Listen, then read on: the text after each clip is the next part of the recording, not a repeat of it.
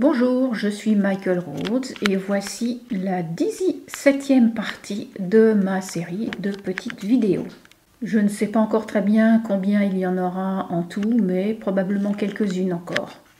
Aujourd'hui, je vais vous parler de la façon dont nous vivons dans deux mondes. Je me souviens, il y a des années en arrière, quand j'avais l'habitude de dire que nous vivons dans deux mondes séparés. Et mon adorable femme, Caroline, avait beaucoup de mal avec ça. Et elle me disait, mais qu'est-ce que tu veux dire quand tu dis que nous vivons chacun dans notre propre monde? Il n'y a qu'un seul monde. Et en fait, oui, nous vivons chacun dans notre monde et c'est un monde qui nous soutient.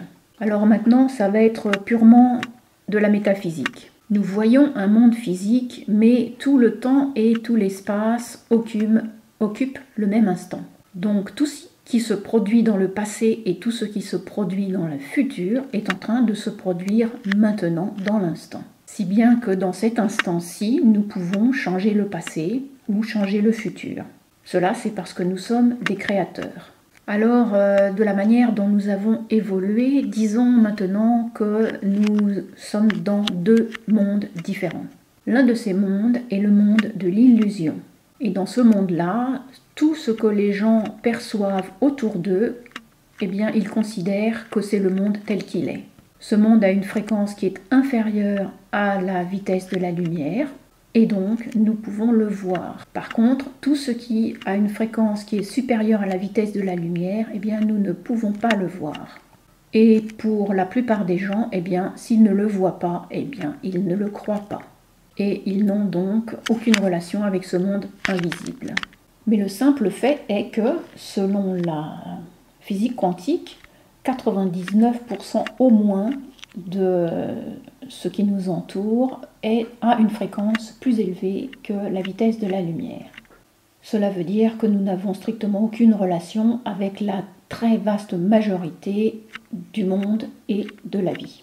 Mais pourtant, c'est là, c'est bien là. Donc il y a ce monde de l'illusion dans lequel se trouvent la plupart des gens, et puis il y a un monde d'une réalité plus grande vers lequel de plus en plus de gens se dirigent. En tant qu'être métaphysique, parce que c'est ce que nous sommes, vous pouvez dire spirituel au lieu de métaphysique si vous voulez, c'est la même chose en fait, et donc en tant qu'être spirituel, nous sommes éternels. Et en tant qu'être spirituel, nous vivons énormément dans le monde métaphysique, dans ce monde de plus haute fréquence. Mais en tant qu'être physique, nous vivons essentiellement dans ce monde physique, ce monde d'illusion. Et nous ne voyons rien du monde métaphysique. La plus grande partie de l'humanité est complètement perdue dans ce monde physique qui est une illusion. Dans l'illusion, Trump c'est Trump, Biden c'est Biden, et puis il y a des élections en cours et il y a énormément de controverses à leur sujet. Et tout cela fait partie de l'illusion. Et oui, cela nous affecte. Mais tout notre mental, notre émotionnel, notre intuition, notre intelligence et notre imagination sont métaphysiques. Et c'est là le lieu où nous créons. Dans l'illusion, nous devenons des victimes. Toute victime est dans l'illusion. Elle vit complètement dans l'illusion.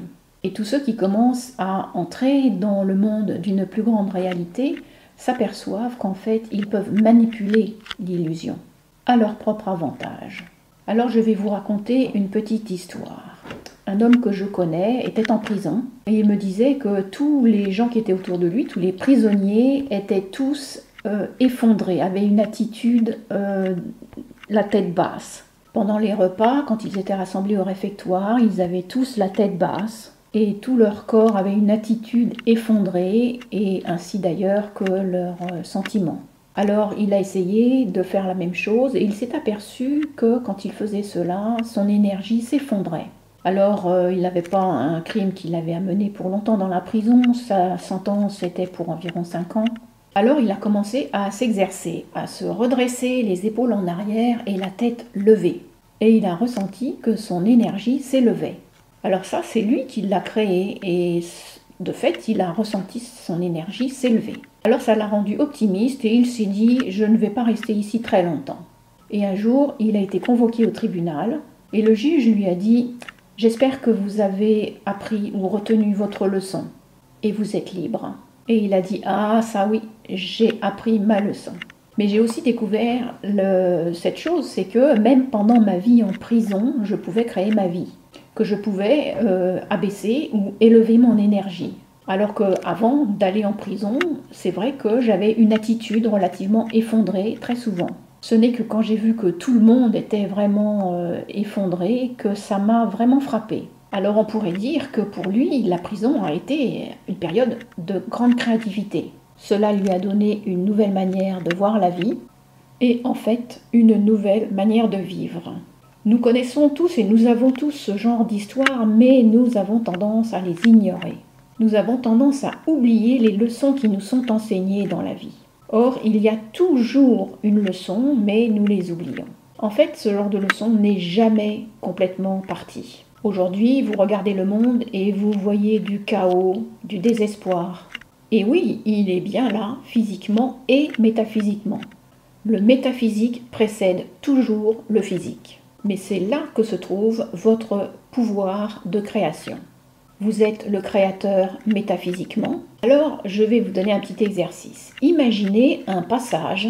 Imaginez que vous soyez debout dans ce passage, que vous êtes le passage. Alors, si ce passage est fermé et que vous êtes fermé, alors la vie ne peut pas transiter par vous, ne peut pas couler à travers vous. Contrairement à ce qui se passerait si le passage était ouvert et que la porte était ouverte. On ne peut pas traverser des portes fermées. Vous ne pouvez pas avoir des gens fermés qui acceptent des idées nouvelles. Voilà pourquoi il est bon que vous soyez ouvert. Alors si vous êtes ouvert, que vous regardez la vie et que vous soyez optimiste à son sujet, considérez que tout est en train de tomber en quenouille, mais pas pour vous, je choisis que cela ne va pas aller au ruisseau pour moi. Je choisis que cela ne va pas aller au ruisseau pour moi, pour mes amis, pour mon voisinage, pour mon pays. Alors oui, cela va affecter votre pays, votre voisinage et vos amis. Parce que vous êtes un créateur. Et parce qu'ils sont connectés à vous de différentes manières. Et oui, vous pouvez faire ça, ou alors c'est ce que vous devriez commencer à faire.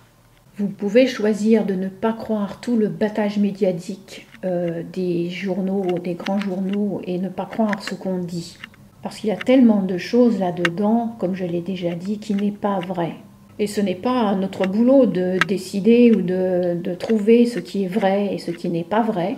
Quand je regarde certains commentaires de Facebook, des pages et des pages de commentaires de gens qui sont en colère et qui se disputent, ils deviennent agressifs, ils finissent par s'insulter les uns les autres. Alors on peut se demander, mais à quoi ça va servir? Qu'est-ce que ça va accomplir? Est-ce que ça va rendre les choses meilleures au bout du compte? Quelqu'un qui va essayer de sortir la tête haute d'une longue discussion ou d'une longue dispute, et alors on regarde l'éternité et que vous ayez tort ou raison, mais quelle différence ça fait? Cela ne fait strictement aucune différence. Alors nous avons ce monde d'illusions où les gens font ce genre de choses. Et puis il y a le monde de la plus grande réalité où les gens sont tellement plus calmes, tellement plus paisibles. Ils se focalisent sur l'abondance au lieu de se focaliser sur la pauvreté. Et la pauvreté est en train de grandir dans le monde. Il y a tellement de gens qui disent ces mots « je ne peux pas me le permettre ». Et à chaque fois qu'on dit « je ne peux pas me le permettre », eh bien c'est une réalité que nous créons. Parce qu'avec ces mots viennent la peur. À chaque fois que vous dites que vous n'avez pas les moyens, eh bien vous êtes un petit peu plus effrayé. Vous devenez à chaque fois un peu plus anxieux. Et ça, c'est de la création purement métaphysique. Par contre, si vous regardez le monde en disant qu'il est merveilleux, le monde est abondant, j'aime le monde et le monde m'aime. Et même si ça a l'air complètement fou, c'est finalement cela que vous créez. Parce que vous êtes le créateur. Je suis un créateur et je crée un monde merveilleux. Dans mon monde, quand on arrive à 80 ans, eh bien, on ne devient pas vieux et grincheux, puis malade et mal portant. Dans mon monde, quand on atteint 80 ans, on entre dans un monde de parfaite santé. Votre cerveau s'améliore de plus en plus, votre sagesse augmente, vous avez un meilleur accès à votre intelligence, et ça, c'est le monde que je crée moi-même. Alors, il y a peut-être des gens qui disent que c'est complètement fou. Eh bien, s'il est complètement fou, c'est pas grave. Moi, je l'aime. Et je vous encouragerai vivement à en faire autant pour vous-même. Parce que vous le méritez. Vous le méritez. Donc vous devez réellement faire un choix. Dans quel monde voulez-vous vous diriger? Voulez-vous aller vers le monde commun de l'illusion? Ou bien allez-vous choisir d'entrer dans un monde où vous êtes le créateur? Alors, même si ça ne change pas le monde physique, ça c'est pas grave du tout. C'est vous qui êtes aux commandes et c'est vous qui créez votre vie. Parce que je vais vous dire une chose très clairement. Le monde de l'illusion va se répéter lui-même. Le monde de l'illusion et le monde de la plus grande réalité vont se séparer de plus en plus. Et vous allez vous diriger vers ce sur quoi vous vous focalisez. Probablement pour les prochains 200 000 ans. Dans l'éternité, ce n'est juste qu'un claquement de doigts. Mais quand même, 200 000 ans de vie physique, ça fait quand même beaucoup de temps. Et ce sur quoi vous vous focalisez, c'est là que votre énergie va vous emmener. C'est là que vous allez vous diriger en tant qu'âme. Je vous en supplie, avancez, allez vers le nouveau, allez vers l'amour, allez dans la compassion, allez vers l'abondance, allez vers la joie, allez vers la paix, allez vers toutes ces choses-là. Et mettez-y de la passion. Soyez un passionné de la vie. Mettez de la passion dans vos relations. Mettez de la passion en vous. Ayez une relation passionnée avec vous-même, fondée sur l'amour, sur le respect, sur l'acceptation. Autrement dit, choisissez l'amour et choisissez-le avec passion.